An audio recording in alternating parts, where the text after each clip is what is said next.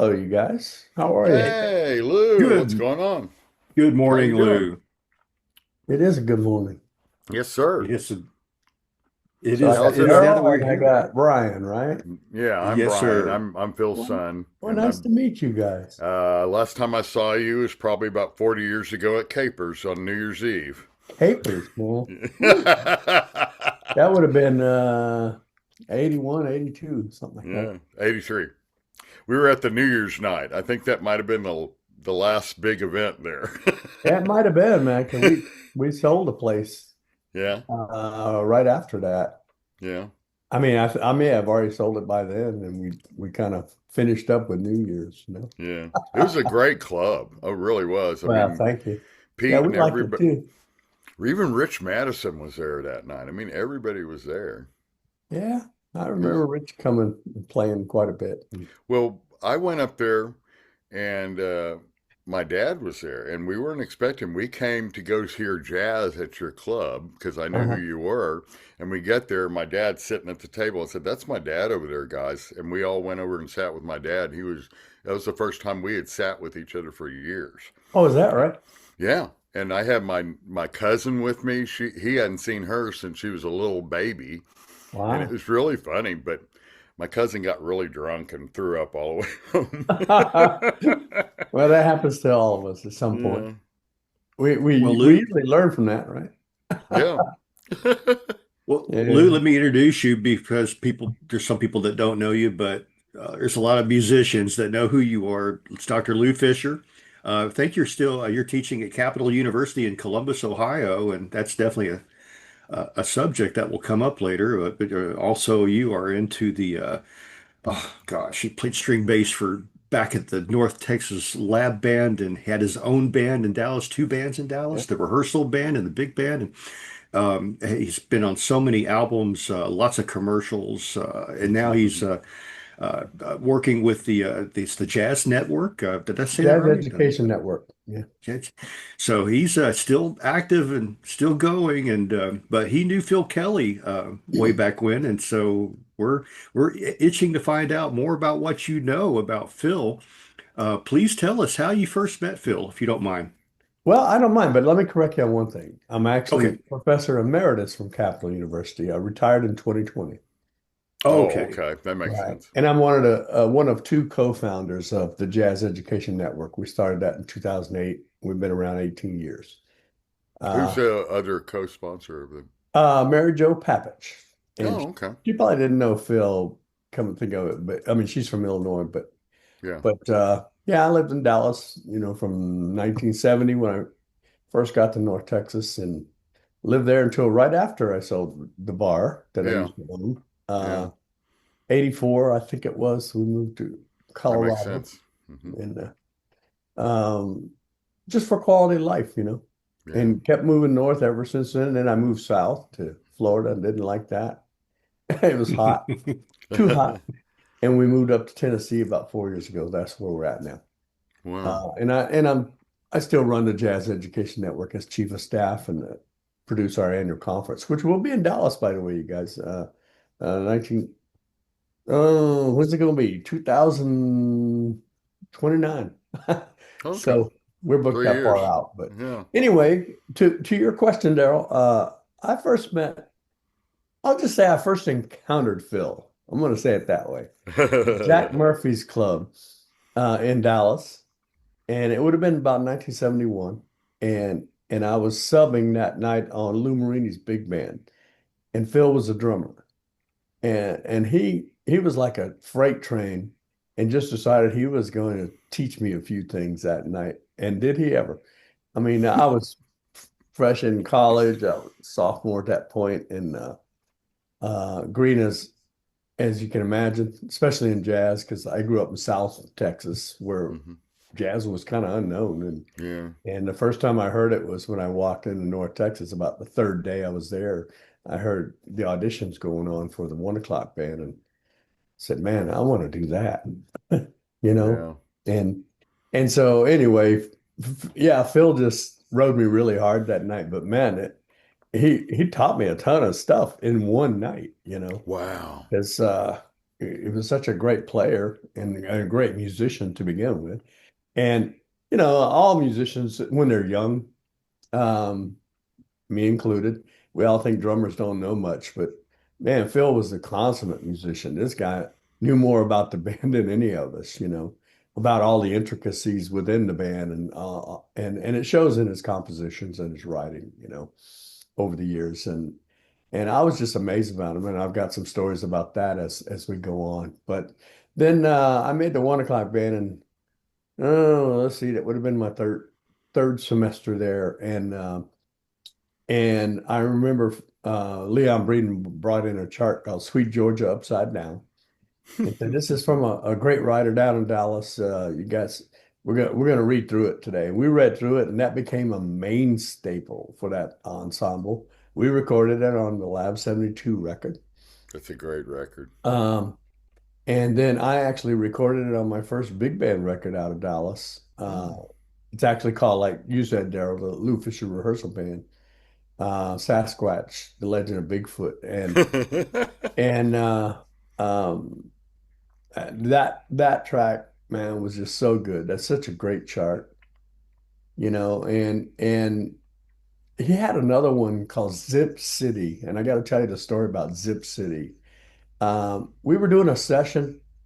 Steve Houghton was a drummer in the original big band. It was the Lou Fisher Steve Houghton big band, and he this is before we recorded Sasquatch, so. Uh, And Steve decided to move to California. And I was kind of shortly after that for a brief time. But we were doing a recording session right before he moved for his first educator's manual on how to teach the rhythm section.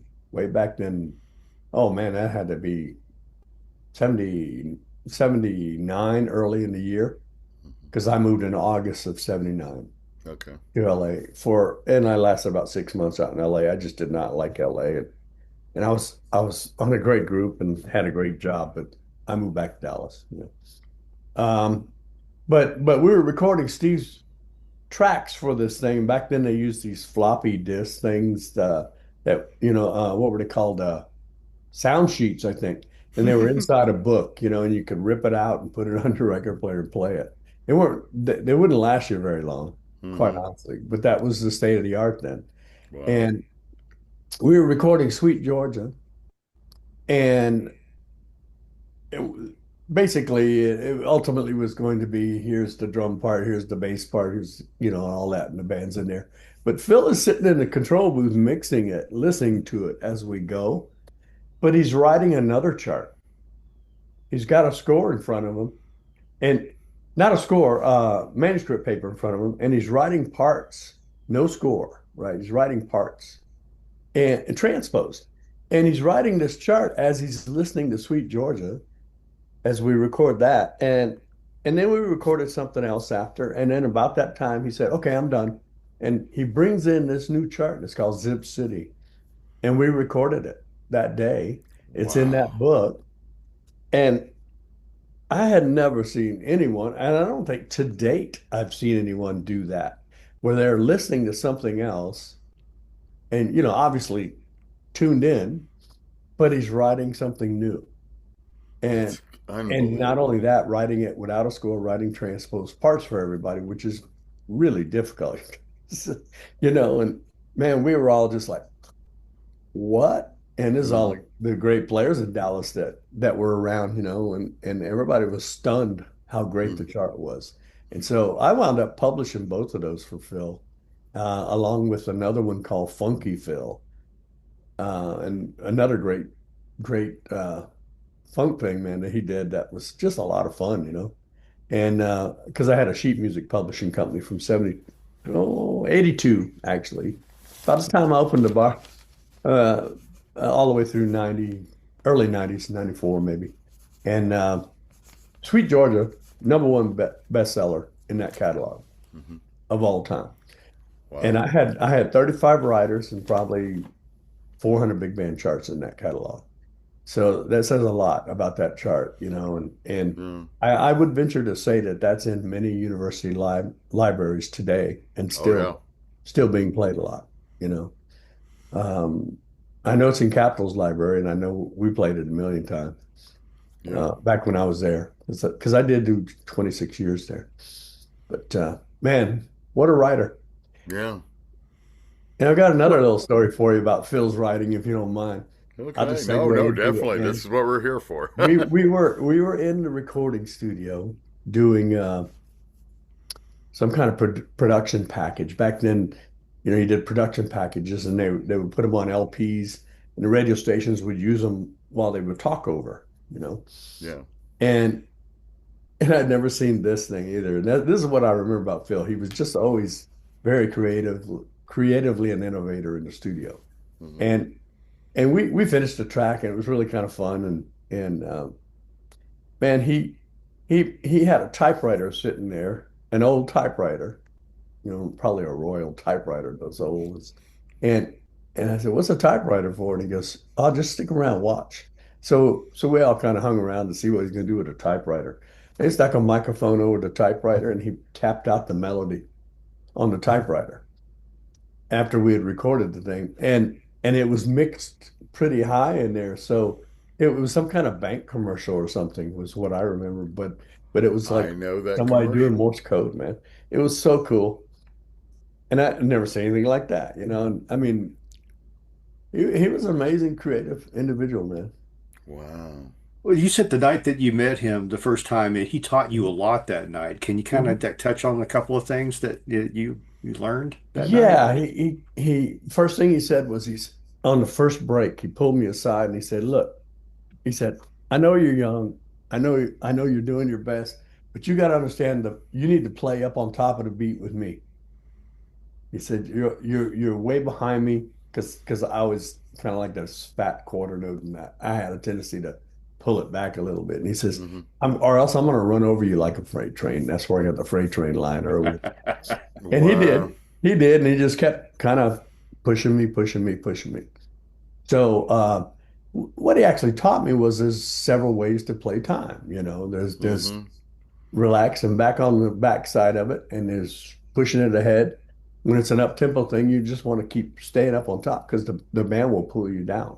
Hmm. So that was the first thing. The other was that my connection to the drummer was, I didn't realize how important that was until that night. He said, "If you're Wow. listening to anything on this stage, you're listening to me." That's right. Wow. And he's right, man. I mean, Hmm. drummers have all through my 50 plus years career now. I'm 73 now. Drummers have been my best friends in life because they have to be, Hmm. you know. Yeah. Um, that's where we make that first connection and we hold the whole ensemble together and we have to work together. Where would you put my dad as far as the drummers that you played with? He'd be in probably the top 10, man. That's a tough question, because they're Yeah, all because you different. played with a lot of people I Oh know. yeah. Been very Wow. fortunate that way. And jazz has been good to me, and all music has been good to me because there's only good or bad, and Yeah. to steal from Duke Ellington, that's his quote. Yeah. But yeah, I don't know that we played that much together. Just Yeah. a few times in that rehearsal band Lou Marini had before he left to move to New York and do the Saturday Night Live thing. Uh, the rest is history there with the Blues Brothers. But Hmm. but Phil played mostly, if with anybody. Ernie Chapman was his number one bass player at Dallas. Yes, Ernie. You Hmm. know, and we were good buddies because of Phil. And Yeah. we had a band called High Rise that Phil used to come out and listen to us all the time live. And he would stand right between. We were in this one bar that we could play in the middle of the room, and people Yeah. could be all around us, quite regularly. And he would stand right behind Houghton and I and just kind of razz us all night, as we were playing. And then on the breaks, he would ask questions about the tunes we had wrote because it was a pretty innovative fusion band. Yeah. And I remember he asked me about one tune I had called Zollerism, written for the great Dave Zoller, another writer in Dallas. Dave And Zoller. Yeah. yeah, and he said, well, we used to call him Captain Weird, right? And of course, Phil, we call Funky Phil. Uh, but But Phil asked me one night, he said, "Are you really playing all those notes, man? Or are you just kind of faking it?" I said, "Phil, I think I'm playing them all." And he says, I want to study that. So he got to where he was asking for our material just to study it, you know. Mm-hmm. He was the consummate student himself, you know, he Yeah. just wanted to know. So then he started using our rhythm section, Pat Coyle, myself, and Steve Houghton on a lot of his sessions, his more contemporary type of sessions, you know, and that's how we became one of his rhythm sections because he had his number one group that was Fred Crane, Ernie Chapman, and Banks Diamond, right? And then he had his number two group that was the young guys, and we played all the more contemporary things that were in tune with what was happening in music that time period, you know, and some of the futuristic kind of things. And another really great session, man. I have a cassette tape of this somewhere, but I don't have a cassette player anymore. But it was two different sessions. About three I did for him. The original 7-Eleven thing, "Oh Thank Heaven" for 7-Eleven. Yeah. Remember that one? "Oh Thank Heaven for 7-Eleven," kind of a R&B Mm-hmm. thing. When we played on that, we did a thing at Six Flags, and our group High Rise was very experimental with gadgets. You know, we had a lot of pedals and things, and one of the few bass players ever played with pedals back then. And I had this octave divider that would take my sound and double it an octave lower and an octave higher. So it was like that freight train that Fort Laidlaw. Yeah. And and he wanted that sound on Six Flags over Texas for the roller coaster thing, man. One of the big roller coasters they had. Was that imagination? Huh? Was it the You know, it six? was, man. Yeah, I thought it was. That's imagine it. It's got this really heavy when the roller coaster was coming down, and that's my bass in that octave divider, you know. And then another one was we did a whole series for K104, which was an R&B station in town. Yeah, yeah. Those were fun, man. Wow. I was working at Six Flags during that time Oh, in the were ice you? house. And do you know how proud I was? I could say, my dad wrote that commercial. He Yeah, said, "What are you working here for then?" yeah. You were That's working where in Six Flags? in the ice house. We would deliver ice to all the concessions. Yeah, It's the best job there, believe me. In the hot yeah. summer, it's the best job. Well, I don't know, man. You know, I was working Six Flags during a lot of that time Yeah. in the Southern Palace. Oh, were you And working with Bill in the yeah, band? Yeah, yeah, okay. we were all in the band there, and I mean that was basically the 1 o'clock band Yeah, yeah, sitting in the pit, you know. yeah. And another story about that one is you remember the dress code at Six Flags. You couldn't Oh, have yeah. long hair. Well, we Uh-uh. all had really long hair, right? So we wore short hair wigs, and we couldn't That's have funny. because we had to walk out on stage and walk down into the pit, and people could see us. So we Oh, couldn't wow. have long hair. So we all had a short hair wig, and as soon as we get in the pit, we take them off. And then we'd just throw them on and walk out. You know, those That's of us that funny. had long hair. I mean, Jim Riggs didn't ever have long hair. Yeah, But we, you know, we all had to shave our faces. And the dress code did not allow it, man. that's funny. Wow. Crazy. But yeah, I spent 3 years in that pit. When Wallace you were School. when you were the jazz the lab band, we heard that Phil would work with Leon Breeden and help Leon select the bass players He would. for. He was part of the rhythm section audition. Yeah. Yeah, he'd come up there. It was he and Jim Hall, who was the head of the percussion department then. And you know, I'm trying to think who did the piano stuff back then, man. It might have been Pat. I don't know. Which Pat? Pat Coyle? Coyle? Yeah. No, he wasn't there yet because Oh, I was okay. there a Oh, little I before wonder. him. We were Huh. actually on tour with that band when I met Pat Coyle in high school and Huh. We'll Steve have to out the next research day. that. Yeah, I don't know who that would have been. Yeah, it was before that, man. Yeah. I just can't think of who that would have been. We'll ask Bill Collins. He's got a real sharp memory for that kind of stuff. Yeah, He Bill, might well, remember. and he's the historian of all that, you know, with Yeah. his museum up there in Sherman. But He was one of our first interviews, and we've been to or Daryl actually went. I didn't get to go. I'm going to go next time. And he went up there and saw the band oh, did you up go there to the play. museum? Yeah. How cool. How Yeah, cool. it's It's great. nice, very nice. Yeah. We have some stuff for the Phil installation up there. I have some big canvases of him on drums, just like a monster. It's like, Oh like yeah, that. yeah. Yeah, he I was have a, intimidating, man. oh yeah, I've heard it over and over. Yeah, he was Yeah. intimidating, but really a sweetheart once you got to know him, you Oh know. yeah. That was just because he was insecure. He's chasing people off. Yeah. You would never Did think you? he's insecure, but he really is. It's funny.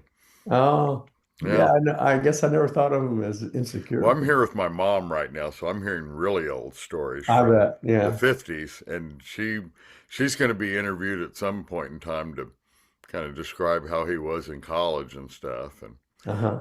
so that was up in How Miami and fascinating, man. yeah, in Dayton. So it's pretty interesting. We're just trying to find. I Daryl, do you have those pieces of music, Zip City and Oh, oh, yeah, well, yeah, the Bill Watrous. I have that version of Yeah, it. Bill recorded it. Yeah. yeah? I would Now love I to hear don't Funky have, Phil. yeah, anything that you might have, even if it's on a cassette, I can convert it from a Okay. cassette. I I'll take a would look love. upstairs and see if I still have that stuff. I Because would love to hear Funky Phil. That would be great. yeah, it was a cool chart. I'm trying to remember if we ever recorded that, but we had quite a few cassette recordings of the band live that might be on. Hmm. If I still have Nice. those, well, I'll see if I have them. I do have a little one of those little Sony handheld recording Yeah, units the pods, for yeah, or cassette. whatever. I could Yeah, at least play it, you know. yeah, But I don't have a really good one to convert anything, you know. yeah, But if I find it, I'll send it to you, Daryl, and yeah, you could yeah. We can convert anything at this point, I convert think. it. Yeah, Oh, cool. Yeah, anything that you have, photos, Well, I probably have programs. a live version of Sweet Georgia or anything, but of course I have the recording. You have recordings of that, I'm sure. yeah, yeah, Yes, yeah. yes. Yeah, that's I mean, great. that's the We mainstay. might have your recording actually, probably. Yeah. And well, That's if you probably don't, I have it in that one in digital form. I could always send it to you. the okay. Well, that's We played it a fantastic. little faster than everybody else. He always thought he said he thought everybody played it slow. Yeah, I when we used to play it live, we played it slower. Um, I'll say the 1 o'clock band played it really fast. I thought it was way too fast because they played Yeah, it way up here. Bop, bop, bop, boop, it, ba, doo, doo, doo, you know, yeah. and it really swung best to me about bam, bam, doo, doo, dee, bam, doo, doo, doo. Man, Yeah, it was it great right swung. there. It was a swing more than yeah. Yeah. So, Wow. so my band used to play it more there, but I don't remember what we did on the record. I'll have to listen. Yeah. You know. It kind of gets you to go back and start, Daryl and I are like, well, we're going to make hi-fi sets and get us a phonograph and start, collecting Mhm. albums. It gets you all excited. Yeah, yeah. Your dad called me about what, about 2 years ago, maybe? I just moved here to Tennessee, so maybe 3 years. It's probably When did he 5. pass? He passed in 2023, Yeah, 24. Yeah, it was yeah. 23 and Thanksgiving, and then 24 was when I left from up Okay. there. So he had to call me right as I moved here because we moved here in January 23. But Yeah, out of the blue, I got a call from Phil Kelly. And I hadn't yeah, talked to Phil in 20 years probably because, you just yeah. you either see people on Facebook or you don't connect hardly at all. What was the Musicians conversation? always been that way though. We're all still the brotherhood and we Yeah. all feels Was like it yesterday, was he telling you he had a chart that he wanted you to play on? No, he wanted me to take his entire library and find somebody that would set up an archive and keep all the music, because he wanted to make sure it went somewhere. And I said, man, I'll put out some feelers for you with pleasure, because he has so many great things. And I got to tell you, man, schools just don't want to take hard copy anything anymore Yeah. because it's so, it's such a massive storage issue for schools. Well, Yeah. they got all the stuff up in North Texas. We still are trying to deal with that. Yeah, and that's the right place it should be, to Oh be yeah. honest, Yeah. Yeah. because they could play it. Yeah. Any of the kids there could really play it. Yeah. And that's what Well, I told them. I said, man, we should reach out to the top 5 big schools. Um, And I had talked to a guy for him down in New Zealand who's Hmm. since passed as well, but Roger Fox, probably it was their number one educator, and in that country, and very well known, and had a great big band.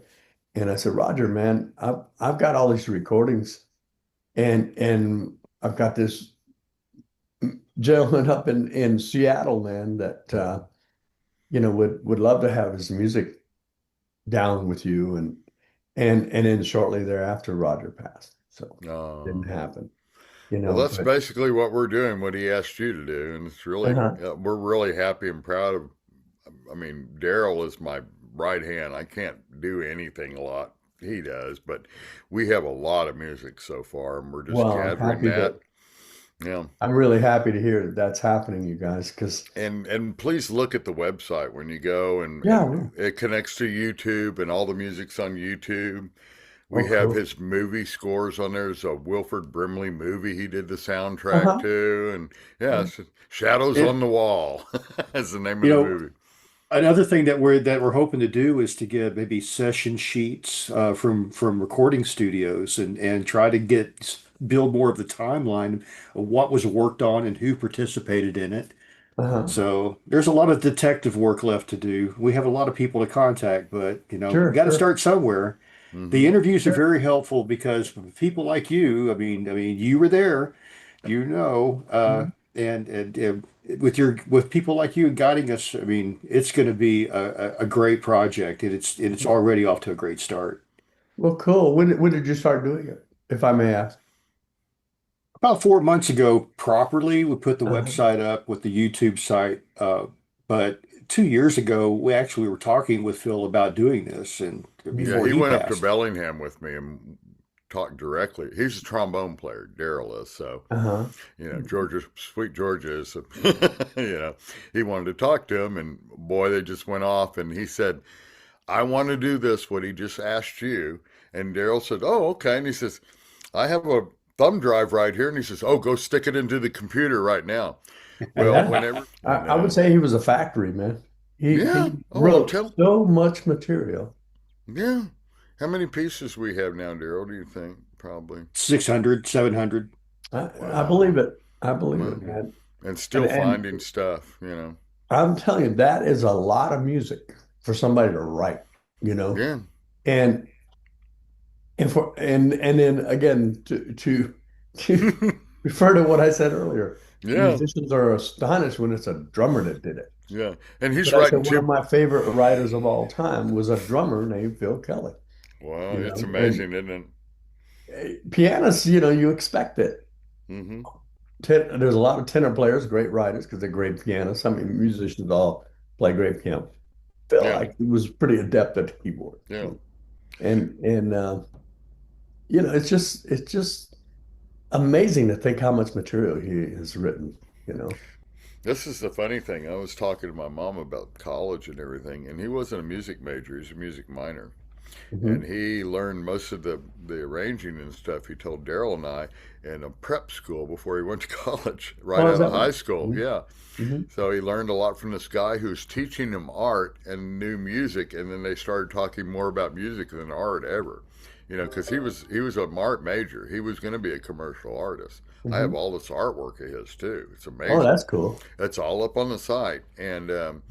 the thing that's really amazing about that stuff is that, you talk to somebody from way back then and you go, what is it that he's done? And they go, oh, well, like John Gordiano was saying, oh, the same thing you're saying. He could sit in the back of the car and just write music, and Mhm. everybody's wondering what he's doing back there. Right. And my mom said that's when he was comfortable. If he was writing, he's comfortable with the surroundings, and he didn't worry, and he just could write and concentrate. It didn't Hmm. have to be in a desk, it could be in the Yeah, back of a station wagon. sure. They were in the Mac McClarney band, and they were like three green station wagons or something they were saying, and he would sit in the back and just sit there and write. And that was Blue Lou and John and all Yeah. these people who were touring in Columbus, where you're at now. And it's funny that you're up there now. Not in But Columbus. oh, you're in Nashville, right? No, I'm in Knoxville, Knoxville. Okay. East Tennessee, man, Oh, where the mountains are. Oh, I thought Yeah. we had you in Columbus at one point. Okay. Oh yeah, I was in Columbus 26 years. Oh, okay. That's when I was teaching at Capital University. Okay, that's what we. Okay, I Yeah. mixed that up. Oh well, that's neat. It seems like a lot of people in Ohio still. There's a lot of folks in Ohio, and the funny thing was there were that connection. There was a lot of guys from Ohio at North Texas. I know. Blue Lou for one, you know, Yeah, and John. I yeah. never knew. Jim Riggs too. We thought we were going to talk to John and he was going to be a conductor, and then he Mhm. started telling the funniest stories of the old days, and it was just really funny. And their nickname for Dad was Filthy Phil. Filthy Phil, right? Yeah. And he said Yeah. one guy wouldn't went out too late one night with a lady and had to get up the next morning real early and he wasn't up yet and Phil went in there and took a cymbal and threw it into the cast iron bathtub to wake him up. He said he's Oh, man. never late after that. No, no. Somebody always teaches you that lesson. Yeah, you don't Yeah. want to learn that. Well, that's very great stories, you know. Yeah. Anything else you can think of, you know, just I'll shoot Yeah. you. An email. Yes. You have our, we have a way to contact you now. Yeah, and Wow. I've been out of town the last week and a half. That's why I had put the time off. I do plan to get upstairs and look through that time period and see if I have any photos or anything. oh, Because that'd be great. and the beauty for all of us musicians is to share our stories because yeah, there's a ton of them. We all have a ton of them. We are storytellers, you know. Yeah, we That's really what I are. realize it. And, Yeah. That's it, uh, at uh, least what we all have in common, you know. yeah, Yeah. absolutely. And it's part of the mentoring process to the younger folk. You got to pass on the history, And I was always one that asked a million questions of all these older folks I was playing with at the time. Yeah. And and I remember kind of when it flipped from I was the young guy to becoming the old guy. I could That's what kind of I'm see at right that now. Both of us. happen, you know. I could kind Yeah. of see it happen. I can't think of anybody else that we would be searching that you might know because Well, have you talked to Randy Lee at oh all? yeah. That was Yeah, the last interview actually, I yeah, think. because Randy would Oh, know. he was great. He looked. He said, "You look just like Phil." That's the You first do. thing. That's. I don't see it, but it's funny that he said that, and it warms my heart. I didn't have a lot of time with my dad. All the time was at the end, and it was sad. But Mhm. we were exactly alike, and I'd been told that I was nothing like him my whole life, and now I realize that's who it is. I'm my father's son, definitely. Mhm. Yeah, and he said, the thing that's different between you and me is you like people. He says you can talk to people, you can Uh-huh. warm up anybody immediately. And I said, well, I hope that helps because you got to get through life one way or another. You And he sure do, says, man. I don't know how you do it. He said, my parents told me you had the gift of gab when you were little at 10. You would walk up and talk to their friends and they never knew how you did it. And all of a sudden their Right, friends were your friends. And these are senior citizens, right. up in Ohio. So I would go up there for summer camp and stay with his parents. And they were that's something that you might not know. Phil's parents are quite something. His mother is one of the first ladies on radio, and she did a thing Oh, is that called this. right? She did the Story Lady up in Ohio in the 40s, and what they would do is after the little nighttime programs they had, the serials that were scary, the kids would be all wound up, and she would play violin and sing to them, and she was the story lady, and they go to sleep, and that was the whole deal. And from what my mom said, Phil didn't like it because he'd hear his mom and he's going, I don't want to listen to that. Everything was nice in the 70s, really. We just didn't know it at the time. Yeah, that's probably true. We just didn't The know it. music was the best. Think about it. If you like anything in the 70s, the That music, I think in the 70s and early 80s, man, Dallas, Texas had so much good music going on. That's why I started my publishing company. yeah. Oh, what People was your like pub? Phil and people like Dave Zoller. Yeah. What was your publishing company called? My name, Oh, Lou it's just Fisher Lou Music Fisher Publishing Publishing? Inc. Yeah. Yeah, Yeah, and you know what Phil's was, right? I'm sorry. Feast. You know what his publishing company was, don't you? Uh, Feces. yeah. Sees the fee. See, Feces record. So it yeah. was But Feces his record. publishing company was more just to publish his music on, but then the sheet music part of it Yeah. is what we did. Well, he started copywriting his commercial, some of his commercial pieces Sure. too. He was smart enough to realize if they don't buy it, I'm going to copyright it. Right. Yeah. Well, I really appreciate you coming and talking to us. Daryl, is there anything else you can think of? No, sir. I can't think of anything. You've been great. Thank you very much. Yeah, I that was was going one to of the ask you if long. you got all your questions answered because I just started talking. Well, that's sometimes the best thing. We Yeah. found that Randy was that way too. Once he sat back and started talking, We boy, started that was remembering things too. yeah. He's Uh, interesting. He's a unique, great guy. Well, thank you very much. I appreciate it. Yeah. well, guys, it's a real pleasure, and I wish you the best. And I would assume in the first email you sent me, Daryl, that I have the link to the website, right? I'll make sure that you get it. Okay, I'd Yeah, appreciate it. a lot of the 7-Eleven stuff Yeah. that's a question. Okay, when you are doing the thank heaven for 7-Eleven, were you involved in the joke version of that? There's another I, commercial where they're talking about pornography under the counter if you need it, and Trella had changed the words around, and I, I don't know if you it's were. probably the same track, and they just That's what I think. redid the vocal. I didn't know if you're familiar with that, but it's a pretty funny piece. I don't know if Yeah. I think Um, we have it somewhere, but it's an interesting piece. They would do that. They would do joke versions of the stuff with the same track, and it was right. usually Phil and Trella being funny. Yeah, right, right. And Well, there was another guy in the industry that did that kind of thing too. They would take hit tunes and change the lyrics. yeah, And, yeah. and It's uh, he was a trumpet player on Merv Griffin's show. Jack, Jack, yeah, what Jack was Jack's last name? Shelton.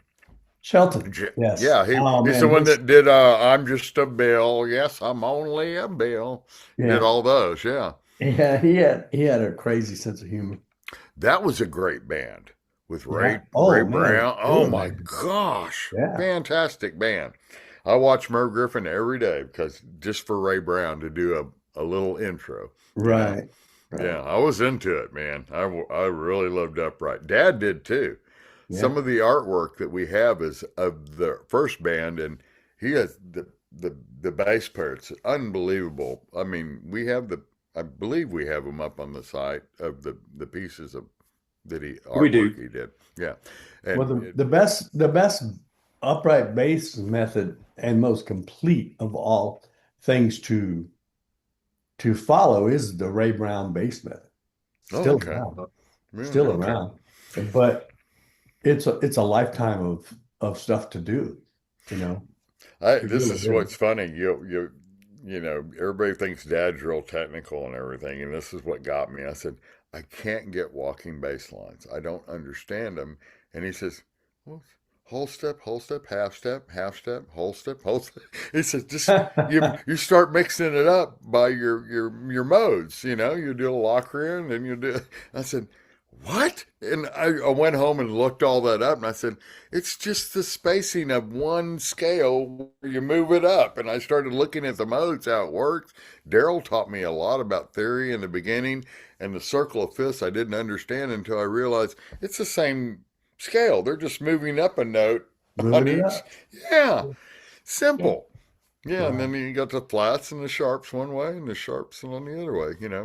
Well, But I'll just say my lessons have always been you got to crawl before you walk, you got to walk mm, before you run, you got to run before you fly, and fly before you can soar. So yeah, you Yeah. got to start simple. yeah. And for me, it's just leading tones. I mean, if you think back in music history, and here's your bass lesson you asked for. If you Okay, think thank back you. in music history, probably the greatest bass player to ever live, way back when music started being uh, Hmm. recorded this way, Yeah, Bach. yeah, Okay. His bass lines are spectacular. But then Mozart came along and added a bit of chromaticism. And so he does the root and he does Mm-hmm. a leading tone to the root Mm-hmm. each side. So Yeah. ba ba or baby, or then whole steps. Mm-hmm. So they become auxiliary tones. And Yeah. then chromatic lines leading to those a Yeah. la Brahms, decorative tones. And then you get into scales and arpeggios. Yeah. But if you start off with scales and arpeggios, to me, I never found my students gravitated to that. They found it boring. Yeah. But I started off with chromaticism, and they would get that really quick. And plus, it's eating in the fingers real easy because if you put this on your root, there's a leading tone, there's a leading tone. Yeah. There's an Makes sense. auxiliary tone, there's an auxiliary tone set, you know? You're doing the Phil Fingers thing again. He used Oh, to do yeah. that with staff. He'd go, you get up here and you got the fifth down here. he Well, would do the whole staff like that. And sure. we were sitting there watching him going, that's crazy. And what was it Daryl he said about diminished scale? He said there's like only Oh, yeah, there's only like three fully diminished chords. There's really only three. That's true. You got and we're he They're we're exactly the thinking same. about that for the next month. Yeah. Yeah, they're exactly the same once you get past the three. That's funny. I mean, a C diminished chord is the same as E flat diminished, Yeah. the same as G flat, same as A. Wow. They're all the same. Makes sense. And it's the notes of the diminished chord, Yeah. if you think about it that way. It's just an Yeah. inversion of the chord again. Yeah. My specialty is theory and comp. So Oh uh, man, I would love to talk to you for yeah, hours and hours yeah, because we can. I'm right in I've the taught it for middle a of it. long time. I'm right in the middle of it, and I don't. You get overwhelmed, when you get to something you've never seen. Well, I have Dan Harrowley's jazz improvisation scale book, and mm, that cracked me up because when I bought it, I didn't know who Dan Harrowley was, and yeah. then I go, "Oh, North Texas! Oh my Well, Dan gosh!" Hurley was one of the original theoreticians and in jazz, and he and Jamie Aebersold and David Baker and what was the other guy? There were four of them that developed a lot of the things together. Yeah, that was And early. That's early North Texas, wasn't it? yeah, Hurley came back to teach at North. Well, Hurley was in that '68 band. Yeah, yeah. That's who was doing the piano stuff we were trying to Oh do wow, that was what we were earlier. trying to figure out is Dan Dan Harley. Okay, Hurley. okay. I was Well, trying hey, to we figure did that out some. earlier. We did that to find something. That's great. Yeah. Well, And I'll look those books up. I'm coming back for a lesson at some point. sure, feel free. Yeah, thank you. We'll I connect again appreciate it. on it. Well, I mean, he Glad to do told it. me this is the people he told me. He said you, and then there's a guy out by me in Fort Worth, Lou Carfa, the two Lou's, Lou Carfa, Lou Fischer, and Mhm. then I had started jumping into guitar a little bit, and he says, "Oh, Jason Buckland, you end up go to Jason," and so when I started working for Absolute, I worked for the band Cuvée. The leader of Mhm. the band was Scott Buckland, and his brother Jason was the guitarist. And he would sub between bass and guitar all the time. And we did Wow. weddings. That's what Absolute did. We did weddings, but some of the best band members ever in these bands. You realize, hey, I'm sitting there talking to this guy, and he says, these girls just came up to me and said they really like the way we played Lady Marmalade during the break, and it was a new version and all that. And he says, "Yeah, I wrote that for Patti LaBelle back in '70s." And they're going, "Who are you?" And he says, "I'm the one who wrote that piece for Patti LaBelle." And I forget the guy's name. I want it was Mike or, but he ended up being on those albums with Dad up in Seattle. And he said, "I just saw your dad last week. We were finishing up on an album we're working on called My Museum." And that was the Mm. second album. And then the last one is the Ballad of the Bouncing Beagles. Huh. And that's all about the dogs. And that Hmm. has some of the best stuff on it I've ever heard in my life. It's really good music. Yeah, Yeah. we were pretty soon we're going to be connecting with Lou. Yeah. And so I Yeah. figure we'll get Tom after that, I hope. You know. Yeah, I would think Tom played in that same band. Yeah. When he had a no field, Tom knows everybody. Tom is I mean, amazing. I don't know how he does it. They are all over well, both of playing. them, both of Yeah, them. crazy. You'll see them one day they're on Jimmy Fallon, and one day they're in Europe, and then they're Yeah. back, and it's crazy. They Yeah, have a lot of Tom energy. travels a lot, man. Yeah, He and I mean, he's always a gen, and yeah, I hooked him up with a couple yeah, groups to guest artists with this yeah, last. But oh man, he's those guys. When I first moved to North Texas, they were still around, so got to yeah. know them, and I was fortunate again to get to know some of the guys that were leaving, like Dave Hungate. Dave Hungate, I don't know if he had much interaction with Phil, Dave actually. Fungate. He was the bassist in the 1 o'clock band when I first got there. He was also trombonist Yeah. in the 2 o'clock band. He was lead trombone, but he played bass in the 1 o'clock band. Wow. And Dave Hungate is one of the top producers in Nashville, right? He's probably retired now, but he's on Facebook, you know. But man, I mean, he was the bass player in Toto. Oh, okay. I knew I heard Bass that player in name. Toto. Yeah, Yeah, that makes sense. the Well, original. But thank you very much. you know, Gosh, Yes. this has been wonderful. We well, couldn't great, ask for man. anything more. Pleasure meeting you both and Thank talking you. to you and making the connection again. Okay. Well, we'll Absolutely. we'll Dr. keep in Lou touch. Fisher. Okay, guys, thank you. Thank Have you, a good day, Doc. sir. All right. See you soon.